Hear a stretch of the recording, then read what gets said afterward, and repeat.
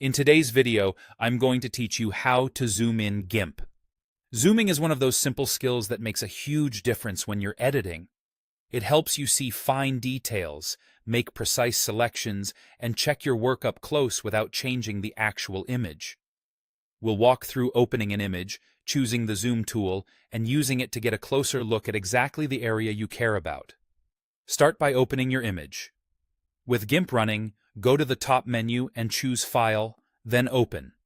A file browser will appear. Navigate to the folder that holds your image, click the file you want to work with, and confirm to open it. Your image will load on the canvas, ready to zoom. Remember, zooming only changes how you view the image on your screen. It doesn't affect the image's real size or quality. Next, select the Zoom tool. Look over to the toolbox, usually docked on the left side of the screen by default, and click the icon that looks like a magnifying glass. If you prefer using the keyboard, press the Z key to activate it quickly. You'll know you've got the right tool when your cursor changes to a small magnifying glass over the canvas. This confirms you're ready to zoom. To zoom in, simply click on the image. Each click increases the magnification a bit more, centered around where you clicked. Aim your click at the detail you want to inspect, like an eye in a portrait or the edge of a shape. Watch the status bar at the bottom of the window. It shows your current zoom percentage, so you can keep track of how close you're getting.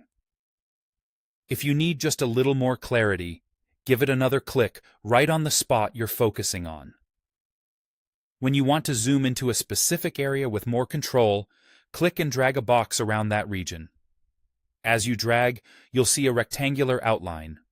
Position it carefully over the exact part you want to examine, then release the mouse.